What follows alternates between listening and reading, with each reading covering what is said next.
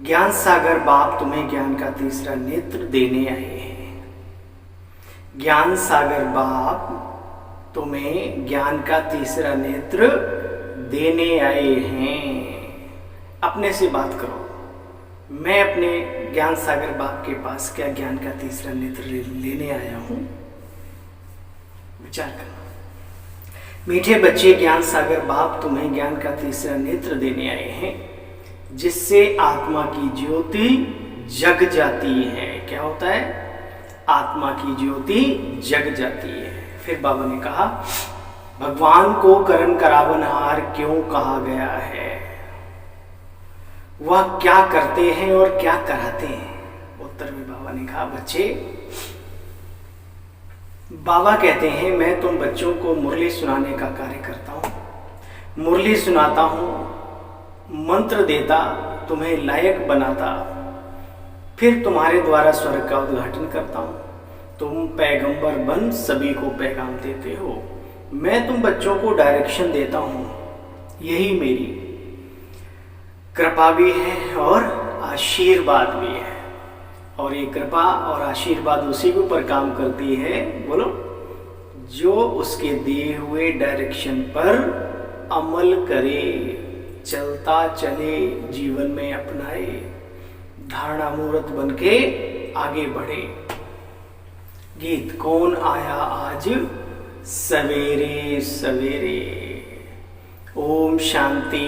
बाबा कहते हैं बच्चों ने गीत सुना, हम बच्चों को सवेरे सवेरे जगाने के लिए कौन आया? अमृत वेला चल रहा है ना, रात पूरी हुई और बाबा आ गया सवेरे सवेरे जागृत अवस्था में लाने के लिए।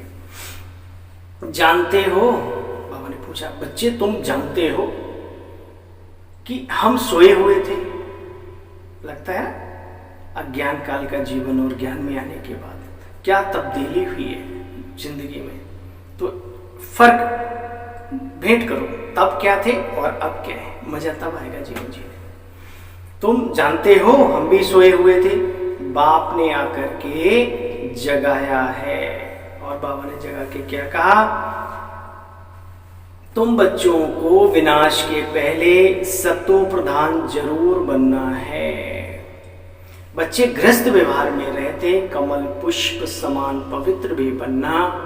अच्छा, पास्ट इज पास्ट, जो बीत गया, जैसा भी जीवन हमारा रहा हो, एक सेकंड पहले भी अभी जो बीत गया उसको क्या करो? पास्ट इज बीती सो बीती, बीती ताही बिसारी दे, अब आगे की सुध ले। तो बाबा कहते हैं जो बीत गया उसको याद नहीं करना, अब पवित्र बनना है। जब से बाबा मिला, तुमसे लोग पूछते हैं, क्या पूछते हैं? तुम भारत की क्या सेवा करते हो? तुम ब्रह्मा कुमार कुमारियां सफेद कपड़े पहन के क्या क्या करते रहते हो? अच्छा भाई, बोलो, हम है रूहानी सेवाधारी। संसार में अनेक प्रकार की सेवाएं, लेकिन आत्मा का परिवर्तन, आत्मा के अंदर श्रेष्ठ संस्कारों का बीजारोपण, ये सिर्फ और सिर्फ बाबा के बच्चे ही करते हैं। और बाबा करता है अपने बच्चों के द्वारा। आपने हमें धन दिया, दौलत दी, मकान दिया, दुकान दिया, और कुछ टाइम के बाद, लेकिन अगर आत्मा के अंदर अच्छे संस्कार पड़ गए, खुद कर्म करने में सबल हो जाएगा वो व्यक्ति, खुद लोगों को और देने के काबिल बन जाएगा अगर आत्मा में परिवर्तन आ गया। तो ये मेन काम बाबा कराते हैं अपने बच्चों से। जो जरूरत है आज समाज को, देश को, सारे संसार को, पूरी प्रकृति में इस चीज की जरूरत है इस समय पर, और वो बाबा के बच्चे बाबा के साथ मिलकर कार्य कर रहे हैं। क्या कर रहे हैं? रूहानी सेवा, रूहों की सेवा कर रहे हैं। देखो बच्चे, ऐसा भी नहीं, ये बाबा ने अपने बच्चों के लिए स्पेशल का, ऐसा भी नहीं दूसरों को पैगाम दें और खुद याद भी ना रहे, तो दूसरे पुरुषार्थ करके ऊंचे चढ़ जाएंगे और मैसेज देने वाले तो रह जाएंगे। तो खुद के ऊपर भी अटेंशन देते चलो।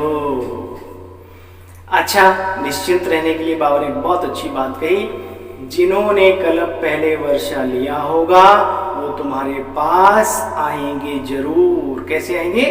ड्रामा के प्लान अनुसार अपने आप आएंगे। ठीक है। अच्छा, बाबा कहते हैं पास्ट इज पास्ट, धारणा का सार है पास्ट इज पास्ट, बीती को भूलो, पवित्र बनने का पुरुषार्थ करो। खान पान बहुत शुद्ध रखना है, मन की शुद्धता चाहिए तो खान पान, रहन सहन, आहार व्यवहार सब कुछ शुद्ध चाहिए। बाबा ने कहा खान पान बहुत शुद्ध चाहिए, पवित्र भोजन ही खाना है, ठीक है।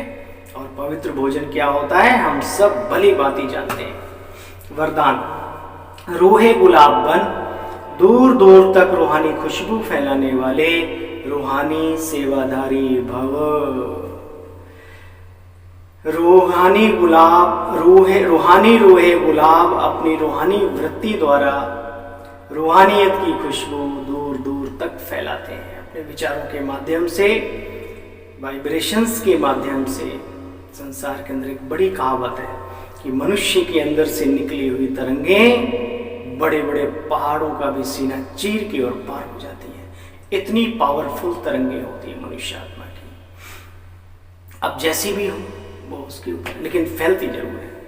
उनकी दृष्टि में सदा सुप्रीम रूह समाया हुआ रहता है।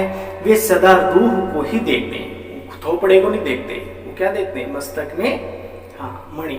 वो रूह को देखते और रूह को देखकर ही रूह से बात करते। मैं आत्मा हूं, सदा सुप्रीम परमात्मा की छत्र छाया में चल रहा हूं। मुझ रूह का करावनहार सुप्रीम रूह है। ऐसे हर सेकंड हुजूर को हाजिर अनुभव करने वाले सदा रूहानी खुशबू में अविनाशी और एक रस रहते हैं। काम सुना पीछे? बाबा की छत्र छाया में चलते हैं और महसूस करते हैं कि मेरे से जो करा रहा है मैं खुद नहीं कर रहा हूं, करण करावनहार करा रहा है। ऐसे अनुभव करने वाले सदा रूहानी खुशबू में अविनाशी यानी हमेशा और एक रस रहते हैं।